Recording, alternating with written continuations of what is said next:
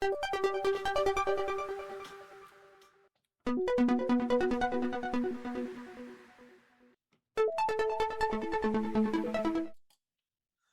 back to Ask a Corner, the podcast where we answer questions people have always wanted to ask about death investigations.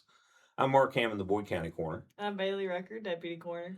And tonight we're doing episode 12. We're rolling through them. So we knocked them down. So what we're going to talk about is we're going to talk about some myths, and we're going to talk about what really happens in an autopsy and why we do autopsies. And one of the biggest myths is there's like 3 million people that die a year across the United States, but only about 1 in 8 of those are truly autopsied. Mm-hmm. And everybody's like, that's not true. You know, why or where do those numbers even come from? And you start looking, and why isn't everybody autopsied? I mean, if we're watching TV, what happens? Yeah, everybody's autopsied. Yeah, everybody gets autopsied. Hello, Ducky. It's what I want to be. I want to be Ducky because he autopsies everybody. So he autopsies everybody. And then you took this job and look what happens. Yeah, here I am. So it's like not everybody gets autopsied. So we're going to kind of talk about those and knock out some myths that goes along with that. Yeah, because like you said, I mean, it's kind of why we got started in this, kind of taking the Hollywood out of reality and seeing what we actually do on a day-to-day basis. If families can refuse an autopsy, why we send people, different things like that. So when you're looking at autopsies, like you said, probably 8% of people actually get autopsied. How do you figure out why you're sending somebody? The first thing we look at is we want to know the history behind, or the story really behind why somebody died. Why did they die? And so after our investigation, we start piecing that together. So do they have a medical history? What's their age? All that stuff plays a role in the circumstances behind their death. And when we look at all that, can we truly say why that person died? And if we can do that with other testing, then and prove why they died, then we're not going to put a family through why we have to autopsy. And that's where the TV comes in, because we get asked a whole lot. Number one, everybody thinks somebody murdered somebody. That's the first myth that we get. Something had to happen to them. They didn't do that themselves. Why did this happen, or what happened? And then we have to look at, can we truly come up with a cause and manner of death by the circumstances behind it, the toxicology we do, and then the postmortem examination we do. And a lot of people confuse a postmortem examination with an autopsy, and it's two totally different things. Yeah. So let's talk first about postmortem exam. So everybody that we deal with gets a postmortem exam. This is an external exam that we see the body at the scene, but we also take that body and we take it back to our morgue to where we can get a better view of the body. We have better lights in there, so we have better lighting. We don't have any obstructions. They're on a table to where we can actually see everything. Everything's cut off of them, all their clothes, everything's cut off to where we can look and see, and we're looking for any bruises. We're looking for any wounds to them, any type of trauma that we can notice, anything that just sticks out and says, oh, wait a minute, this shouldn't be here. This is abnormal. And then after that, if we can prove why it's there, it may be as much as a pressure mark on somebody. Somebody laying against something, such as the signs that Michael makes. Yeah. See, we're giving these away. And Michael's going to be giving these away, and they're going to be pretty cool signs. But say somebody that died and was laying on one of these signs for any length of time, to a normal person that doesn't investigate death or anything, they may say, oh, well, somebody had to do something to them. But if we can take that and point out and show that was something pressed against something, then we rule that out right away. And that's something we see with lividity that we've talked about, what you're talking about with the impression, kind of the way the blood pools and different things like that. Exactly. And so if we can prove those things, then we're not sending them off for an autopsy. If we think the toxicology is going to come back and help us prove why somebody died, there's no reason to send them off for autopsy. So we start ruling things out just like we would any other death. And then we put everything on the table and it's like, okay, if this and this and this is all true, then we can prove why somebody died. Then we're not going to spend that time autopsying them. We're going to do nothing more than the postmortem exam. Then we look, if we can't do that and everything doesn't match up and it's not 100%, then of course we're going to autopsy. So, but there's a lot of myths behind that. And that's where we want to be tonight of what happens in an autopsy and how we're going to prove or disprove something. So there has to be a reason for an autopsy. And back to the number situation, around 3 million people die in the United States. That's about like 26,000 in Kentucky, meaning if we stay on that, 1 in 8 to 10 people, probably 2,500 autopsies are happening a year. And you're close because the last statistics showed almost it was like 2,930 something, whatever it was. But it was right at 3,000 people. So when you add that to how many people died in Kentucky, we're getting close to that number. Yeah. And some offices will autopsy a lot more than others. We like to make sure we're sending somebody for autopsy for a reason and not just to be sending them. Let's look at children. If it's a child, especially somebody less than 18, 99.999%, they're going for autopsy. We may still know why they passed away or why they died, but we want to cover every basis. If it's a sudden death in somebody's young age, say somebody's 18, 20, even in their 30s, we're probably going to send that person if we don't have any other history at all. They have no high blood pressure, they have no heart disease, they have no diabetes, they have no cancers, they're not on really any medications, and it's a sudden death. That person goes for autopsy. And what we've seen a lot of times with younger people, if we send those for autopsy, we've actually found things that not necessarily forensically, and we'll talk the difference between a medical autopsy and a forensic autopsy, but what we find is something that may help other family members, that it may be something congenital, and it may be a congenital disease such as heart disease or anything like that. And if that's the case, then we want other family members to know that too. So those come into play. We've been approached about that too. Like a lot of times, even if it's, maybe an elderly person or something, but their family members will say, hey, there was kind of maybe an inkling that we had this disease in our family. Is he going to autopsy to maybe prove that so that we would know just for ourselves? Correct. And that happens. And we do that a lot of times with a lot of younger people, instead of like, if somebody has a lot of age on them, a lot of times it's up to the ME whether they're going to autopsy them or not, just for that reason. So we also offer that up if we know the cause and manner of death, say we know why that person died, then the family by all rights can have an autopsy, but they have to pay for that autopsy because that's a private autopsy. And let's go to a myth real quick. We'll throw a myth out there that an autopsy is going to tell everything that we need to know about a death. And that's a huge myth because that's not true. We can autopsy, and an autopsy is going to say, okay, that person had a heart attack. It's not going to tell that. It's going to tell that one of the vessels may be dilated.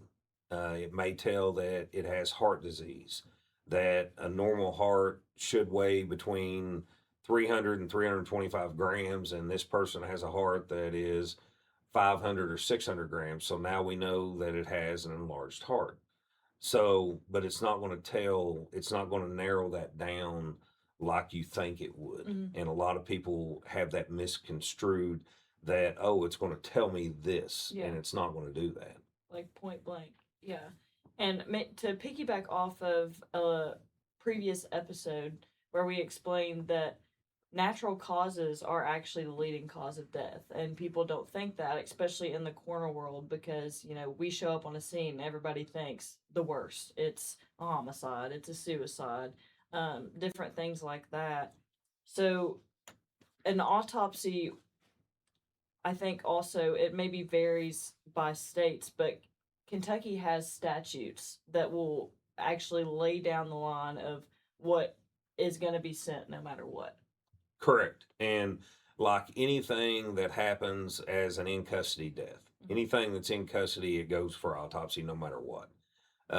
Anything that is well, I won't say anything, but 99.9%, if it's a child, it'll go. Now, if a child has several diseases, that's going to be a natural death, and we have a lot of those. We've had more of those probably this year than in a lot of years. Yeah. But with that also we will consult with the medical examiner and say, okay, hey, this is what we have.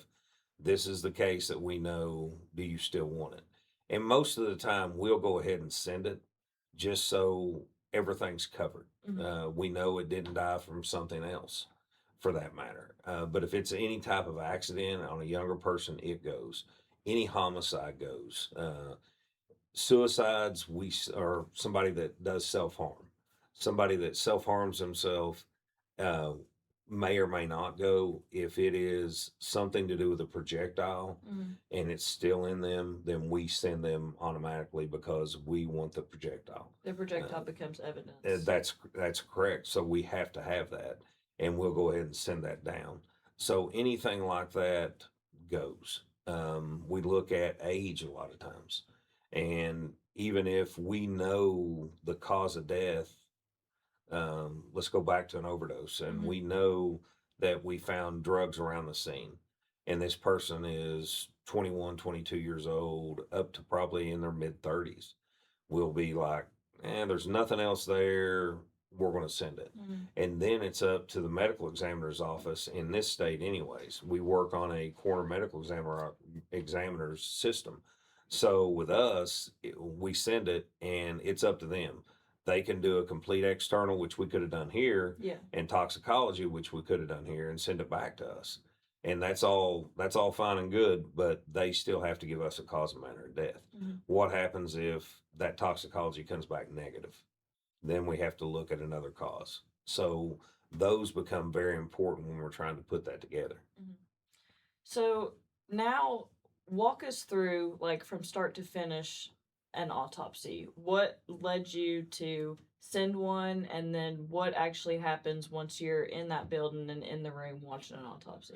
So the first thing is we have to get that person ready to go, and that matters a lot. The way we have to do that. So if we take the person's in the body bag, we have to make sure that they have two tags. One has to be on the toe, the other one has to be on the outside of the bag. Then the bag is sealed.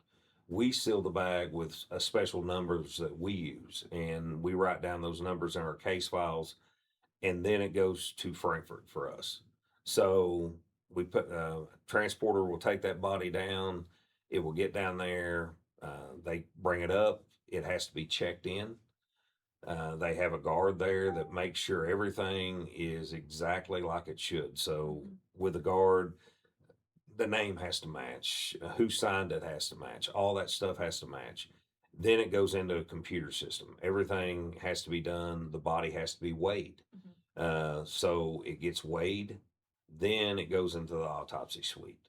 Once it gets in there, all the paperwork's checked to make sure everything's right. Everything has to be right. Before they even touch it. Down to a period of a sentence tag on it. It all has to be there. If you forget something, then it's going to be a long day. Yeah. You're driving home and you're fixing it and going back the next day. Exactly. So it puts everything back.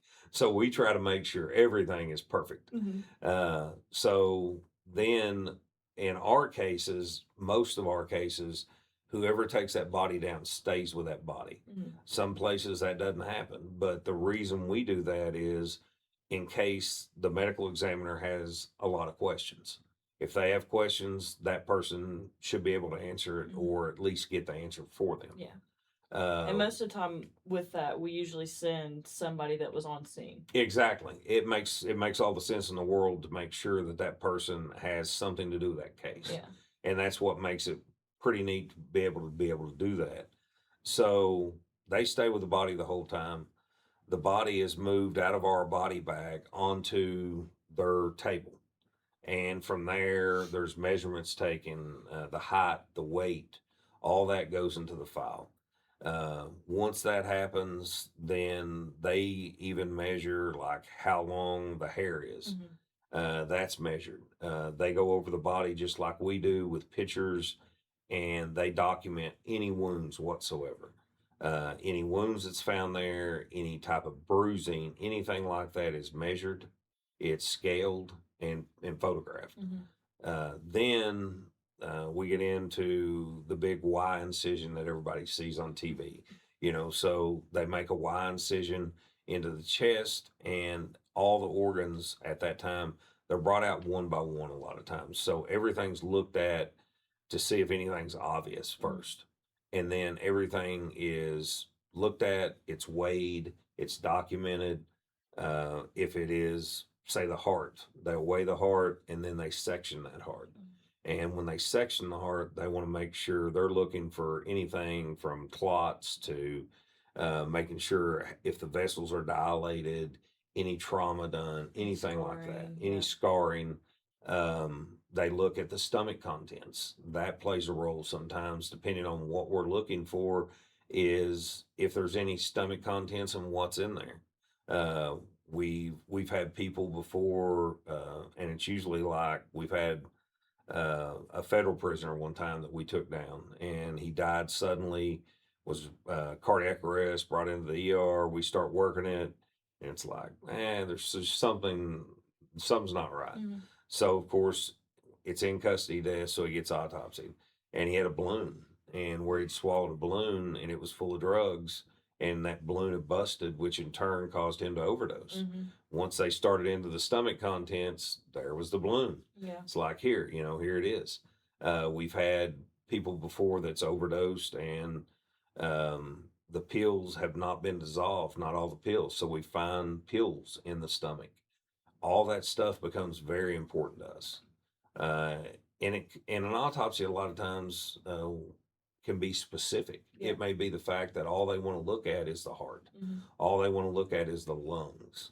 So all those become, it can be just a separate thing that we're looking just for that one thing. And then, or it can be a full autopsy. It just depends on what it is. Mhm.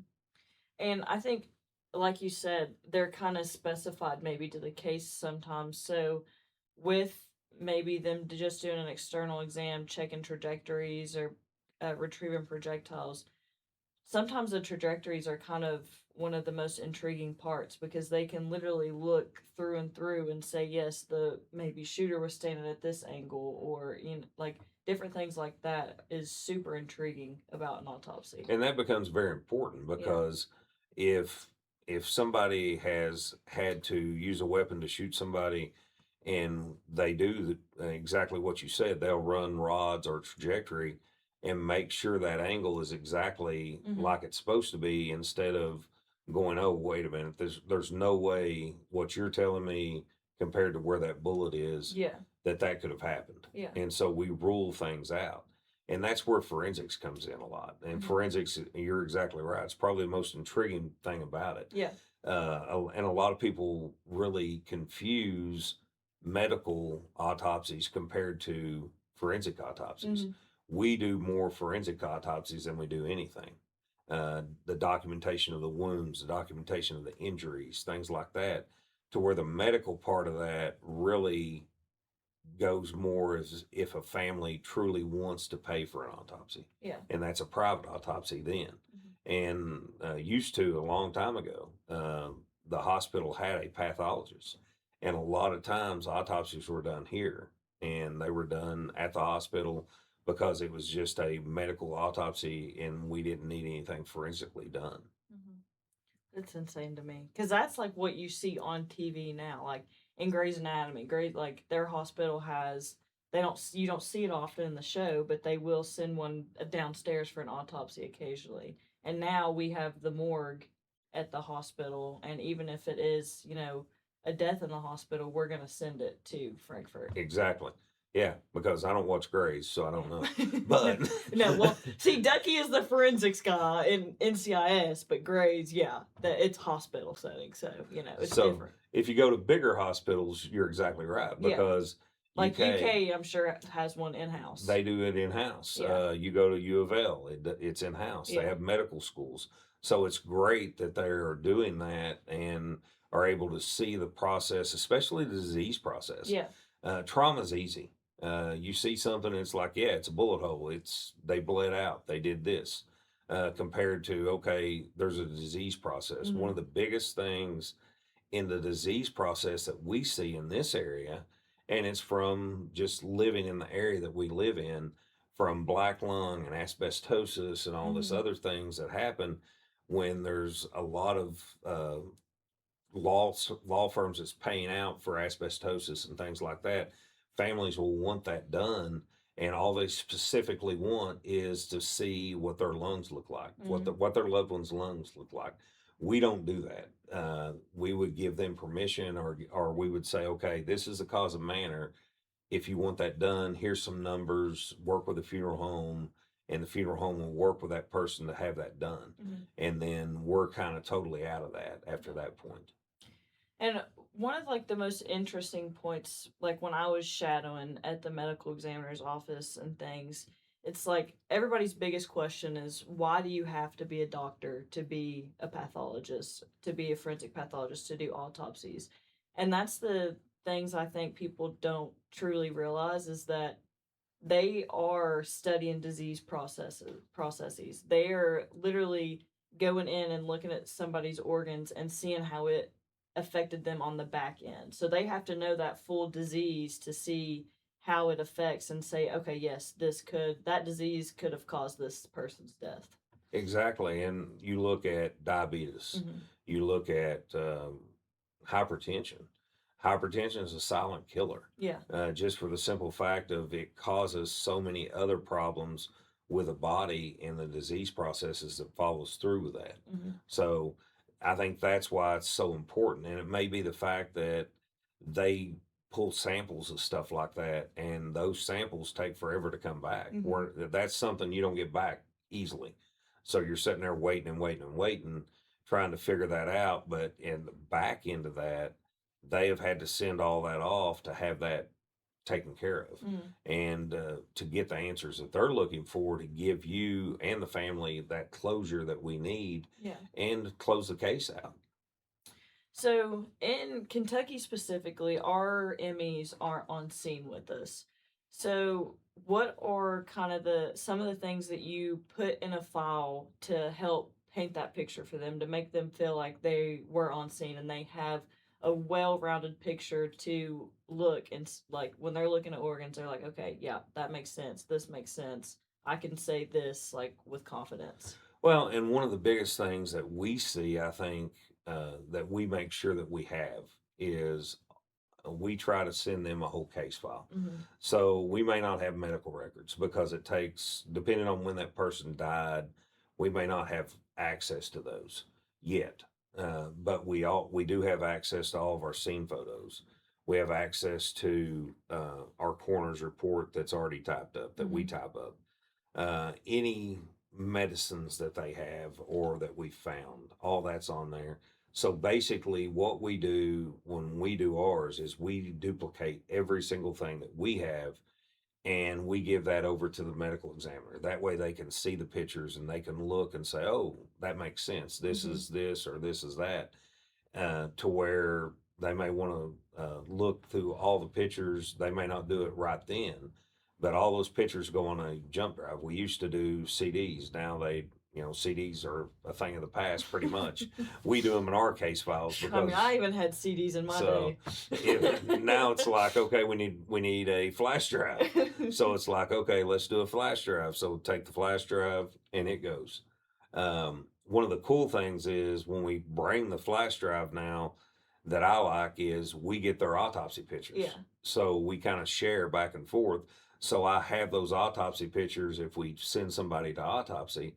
So I also have a better look at what they saw Mhm. compared to also what we saw on the scene. So I think all those come together. Yeah. And working as a team, I really like having a coroner medical examiner system for that reason, Mhm. because they in turn can take everything we have and we share and come up with that conclusion of this is what it is. Yeah.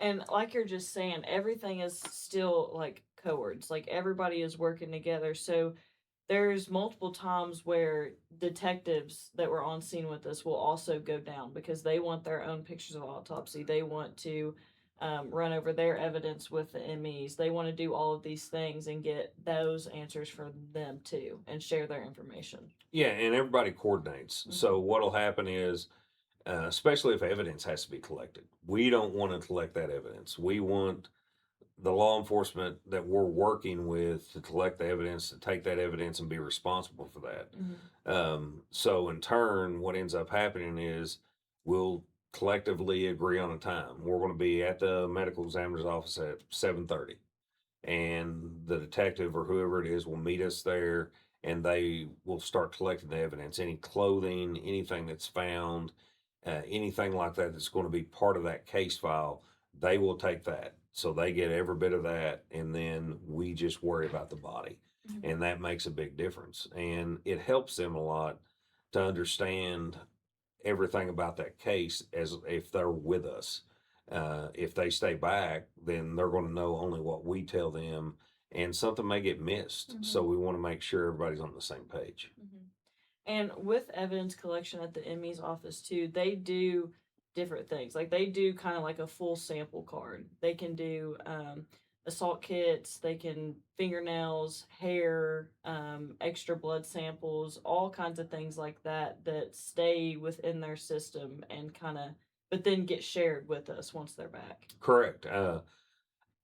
If it's a homicide case, then we want to make sure we bag hands. So we'll Mm-hmm. bag those hands after we get good pictures and stuff, because we don't want to lose evidence. It's like if we go to move a body and if we think it's a homicide for any reason whatsoever, we will move that body with a clean white sheet. Mm-hmm. And a lot of people's like, why do you do that? Well, we don't want to lose anything. It's an So extra level of yeah, it's precaution. just an extra level of catching anything that Yeah. that may drop. The fingernails a lot of times get clipped. There is where they're going to get clipped at for DNA. Mm-hmm. DNA becomes so important now compared to when you go back 10 years ago. You didn't have that. Mm-hmm. Now you do. We look at the clothing that comes off. We want to make sure that clothing goes in where it needs to go, into the proper bags. It's sealed, it's tagged, everything's perfect. Those become very important to a case. And we want to make sure that we don't lose anything, or anything doesn't get misplaced or anything like that in the end. Mm-hmm. So, is there one or any case that you have in mind where an autopsy really changed the case around? I think there's several. I Yeah. mean, when you look at that, um, we had a case that we thought was a self harm case that was actually a hanging. Uh-huh. And in turn, the xiphoid process, I was way off there. Back that up. It wasn't had nothing to do with the chest, but the hyoid bone was broke. Mhm. Well, most people don't realize that it takes very little pressure to break that. But in reality, in hangings, the hyoid bone is only broke probably less than 1 or 2% of the time. Where is the highway bone for? It's in right here in the throat, so you're looking right in the front, and a lot of that's made out of cartilage. So it's not, Yeah. when people do self harm like that with a hanging, a lot of times they will sit down, or they Mhm. will just step off something, and it's not a far step. Mhm. And so when that came back, and the ME's office called and was like, "Hey, we got a problem. The highway bone was broke." Yeah. And it's like, wait a minute. So then we start calling. and getting the whole story. And that one was interesting. And what was interesting about it was the reason it was broke when everything come to play and the whole picture come out. The reason it was broke was it came from a distance. That person had actually like stepped down from a height, Mm-hmm. and that height alone is what snapped that and broke that. Instead of a asphyxiation type of death because of the self harm, it was actually when you stepped off like that, the noose was tied in the wrong place, or I won't say wrong place. It did its job, Mm-hmm. but it was tied where it broke that bone just from the weight and the sudden stop, and that's what snapped it. And so it wasn't a murder, but we thought, wait a minute, It made you yeah, it made you take a second step back. guess. Yeah. Um, there was a case one time of a younger person that collapsed suddenly and died, and in turn what it come out to be was a congenital thing with a heart, Mm-hmm. and the heart was like 2 or 3 times bigger than what it should have been in that person of that age. And so in turn other people in the family got tested, and sure enough another sibling had the same issue but just didn't know it. They've been Mm-hmm. treating that person for a long time for asthma issues, because they were having problems breathing when they exerted themselves and running and things like that. And you were thinking, okay, that person's young, it's asthma, it's this, and they blow that off a lot of times because a lot of the first thing people want to think of it's asthma. Mm-hmm. But in turn, what it turned out to be, once that autopsy came back, we picked up the phone and made a phone call and said, listen, we need to sit down and talk. And we think you may have something congenital in your family. And sure enough, they tested and their heart was enlarged. And it was from a viral thing, not from congenital, but they would have never caught that. And something tragic could have happened with other siblings. So, in turn, that helped out a lot. Mm-hmm. So, that's where it really comes into play that it's like, oh, wait a minute, yeah, this really helped that family, and it really helped everybody understand the whole case better. Mm-hmm. So, okay, now let's bust some of the myths and some things that we hear all the time. Obviously, we've already answered. Is every autopsy mean it's a homicide? Not at all. No, not even close. Do coroners perform autopsies? No. Coroners, we perform external examinations that are more or less post-mortem examinations is what they're called. And all we're doing is external. We're looking, we're documenting anything externally that's going to stick out. So coroners do not do autopsies. We're lucky in Kentucky, like you said earlier. Only forensic pathologists in Kentucky will do the autopsies as far as what's in the medical examiner's office. Yeah. There are that people that are pathologists that will do medical autopsies all the time. And those are the two myths that people get confused a lot of times. It's just a misunderstanding a lot of times. This is one that I think we get all the time, and that's, can a family still have an open casket after an autopsy? Absolutely. Funeral homes are wonderful, number one. We work with great funeral homes, and funeral homes can do a whole lot to make that person, you don't even know that they've had an autopsy. A lot of times. And I think that really shows where the funeral homes come in, and the work that they do is very meticulous a lot of times, because to embalm somebody a lot of times takes a lot longer when they've had that full autopsy compared to somebody that hasn't had an autopsy. Mm-hmm. So we try to make sure that we are able to accommodate everybody, including the family and the funeral home. We do that all the time. Yeah. Okay, this next one, this is really, really debunking Hollywood right now, and especially my guy Ducky. I hate to do it to him, but do results come back in a day? Not in a day, not at all. You can't solve a whole case in a day. So we get preliminary. Yeah. And most of the time it tells us very little. Yeah. Unless we pretty much are looking for one specific thing. And Ducky, sorry, but I want to debunk him really quick. It does not tell us anything. It tells us to wait. One thing that I will tell anybody that does this job is you better have some patience because we're lucky. We get back autopsies usually what I tell families 45 days. Give us at least 45 days because toxicology alone takes anywhere from 2 to 3 weeks. Mm, It doesn't matter if it's autopsied or we draw the toxicology and send it out, it's still 2 to 3 weeks. Then they get their copies, and we have to wait all the way until we get our stuff back from the medical examiner's office before we're even going to look at signing out a death certificate. yeah. I had a family call the other day, very upset. It's been since March, and she wants to know why her son died or her nephew died. And I told her, as soon as I get it back, I will gladly sign it out. We'll sit down and we'll talk, but I'm not going to sign something until I have the whole picture. Yeah. It may be the fact that it takes a little longer because they are truly having a hard time finding out why this person died. It may not be a disease process, it may be something totally weird. We had a guy, and it's not funny at all by any means, but you start thinking, and it's like, if people's bored, they'll really do a little of anything. Yeah. And this was an inmate that decided to bet a bunch of commissary that he could drink. It was like 100 packets of Kool-Aid. And so he mixed 100 packets of Kool-Aid in a cup and drank this stuff.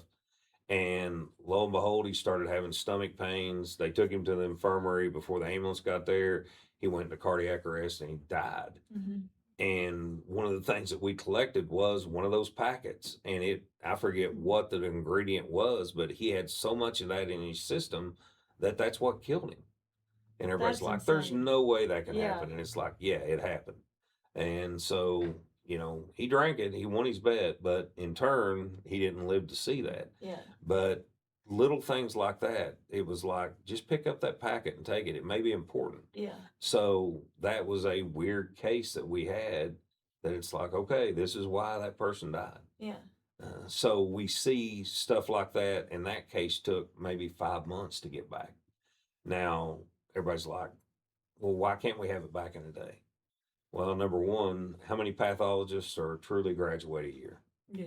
You I mean, Very, very little. a forensic pathologist is in high demand. Yeah. They can make a ton of money in other places. Yeah. And a lot of times it becomes bidding wars on where they go to work at. So a lot of states and places that need medical examiners they're contracting and they work not only in this place full time, but then they work over here in this state maybe 3 times a month or whatever, and they fly them in and fly them back out. And you see that a lot in neighboring states around us, even. Yeah. Well, I mean, that's what, like, not to get off topic, but it's like, even in med school, you have maybe 70 to 150, maybe, kids in a med school class. So, how many of those kids are actually going to be a forensic pathologist? Exactly. Like, how many are actually making that their specialty? So, and that's the thing. And how many, once they make them the specialty, Stay with it and go through it. Yeah. That's the big thing. Yeah. Because as well as I do, it just doesn't happen. No. And we see it with the numbers now. Yeah, I mean, in Kentucky, we've had to shut down medical examiners' offices. And at one time, we only had one medical examiner's office in Kentucky. We used to have 4. And that's huge. And now we're slowly moving back up. Yeah. The pay got better, things like that, to where people are staying and people are wanting to come to Kentucky to actually do that. So that pays off a lot, I think. Which, again, is a testament to almost be grateful that it only takes maybe 45 days to get some cases back with their caseload that they do. Because, again, numbers we mentioned earlier, they're doing, last year they did, what'd you say, almost 3,000? Almost 3,000. In 2 offices. Yeah. So, I mean, that's huge. Huge when you look at numbers. So, now maybe get into, instead of myths, let's switch into questions that we get asked by families a lot. So can families refuse an autopsy? If we need an autopsy, they cannot refuse an autopsy. And a lot of people have that myth that they can, but they can't. Mhm. We have by statute all rights to say, okay, we're doing an autopsy on that person. Now, Mhm. will we be respectful? Yes. Will we be trying to accommodate anything they need? Yes. Yeah. But the autopsy, and a lot of people understand once we start talking, we're going to do only what we have to do, and we're going to make sure that that happens. Mhm. And to give you answers, that's the thing. We need those answers. Yeah. And I think with that comes like religious beliefs and stuff like that. We will always accommodate to the best of our ability, like everybody's standpoints, respect their values, everything like that. And you're exactly right. A lot of times, religion comes into it. A lot of times, the ethnicity comes into it. Special things have to happen, Mhm. and we make those happen. A lot of times, we make sure that it's told up front that this is what's going on. We tell the family, "Hey, we're only going to do whatever we have to do necessary to make sure this happens." Mhm. That's how we handle things. And we kind of maybe talked about this a little bit already, but can a family request an autopsy? Yes, they can request one, but if we know the cause and manner and we can show that family this is what we think and we're 100% sure this is what it's going to come back as, then if the family still wants that, we will help them or assist them with a private autopsy. But we will not be responsible for that. We'll have them pick a funeral home. Funeral home in turn will help them get that autopsy. Mhm. So, who pays for autopsies when it's private versus us needing one? If we need one, the family's not out anything. Mhm. That is handled all through the state. Now, if they are going to pay for one, then that price is set by whatever pathologist that's going to do that autopsy between the family and them. And yes, they would have to pay for that. Will an autopsy delay the funeral? Sometimes Mhm. it depends. We try our best. If somebody was to pass away right now, then we try to have them autopsied by in the morning, if nothing else, the next day. Mhm. So it may go a day, it may go 2 days, but that's as long as usually it takes. We can have somebody uh, there that morning. We can actually have them done in about an hour, hour and a half at the most. And then we're back on the road, headed back here to where we can get that body to a funeral home to move that along. Mhm. So we try not to delay anything like that. If they have a special request, we try to meet that as best we can. Lastly, I think this is maybe not one that we get often, but it is a lot that people are curious about, and that's what actually happens to the organs after they're removed. So the organs are removed and then they're placed back in the body most of the time. Mm. Sometimes it depends on what it is. If they need something specific, such as they may need the brain to look at Mhm. or something like that, then yes, they'll keep that and that is taken care of. But 99.9% of the time, the organs are put back in and then the body is sewn back up and released back to us. So, after everything that we've kind of talked about, painting the whole picture of an entire autopsy, why do you think autopsies are so important to our cases? Autopsies give people true answers that we cannot answer. Mhm. That's when it happens. And so people need to remember that is the biggest thing that to take away from all this today is that if an autopsy is truly needed done, then it's done for a reason. It's not done just because we think, okay, we're going to autopsy this one. This is our eighth case, so yes, let's Yeah. autopsy it. It's because we're not 100% sure. Yeah. And when we talk to a family, we want to be 100% sure, beyond a shadow of a doubt, that that person died, and here's the reason why they died. And we know that 100% now. Mhm. That's why we do that. It's not for any other reason. And if we can't figure that out, then by any means, we're going to do that. Yeah. It's to get rid of all the lingering questions. If there's a second thought even to the slightest, we're going to go to an autopsy and make sure that that family gets the right closure. Yeah, because every family deserves that. They Yeah. deserve to have that closure. So we're going to work as hard as we can to make sure that happens. So, the biggest thing to take away from all this is we want to make sure that everybody understands that not everybody gets autopsied. You're looking 1 in 8, 1 in 10 people out of all the deaths that happen because we can look at a lot of medical reasons that somebody died. And as you said earlier, natural causes. Mm-hmm. How many autopsies do we do out of those that we send? How many come back as a natural cause? Probably 1 in 3. Yeah. So still sending that, it comes back to that. Yeah. So we kind of knew what was going on.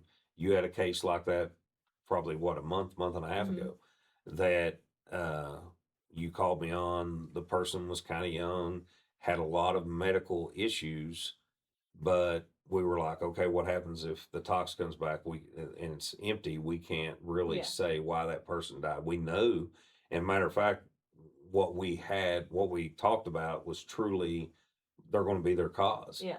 But we went ahead and sent it just to give that family that much closure to where we could take care of that and make sure they understood why they died. Yeah. Dot our I's, cross our T's. Everybody Yes. wants the straight answer. So, with that being said, maybe a final closing thought. What do you wish everybody understands about autopsies after this episode? That, number one, everybody doesn't get autopsied. Number two, that hopefully with time, it's going to give you the answers that we couldn't answer. And that's what they're there for. They're our backup. If we cannot figure this out, the biggest thing we can take away is we want to make sure that when, at the end of the day, the family truly understands why their loved one died. That's what's going to do for us. And that's what we're here for is to give that family a little bit of closure and help them further into that grieving process. Exactly. Yeah. So that's why we're here. Yeah. So thank you for joining us for another episode of Ask a Corner. Hopefully next week we'll just keep on rolling, get another very intriguing episode. Like Mark mentioned, Michael and Tammy with Tri-State Media Services are doing this beautiful woodwork. They're going to be giving it away soon, so make sure you go on over to their page and stay tuned for that giveaway. Do all the things you need to do to get entered in it, and stay tuned for our next episode. Thanks for listening. Thank you.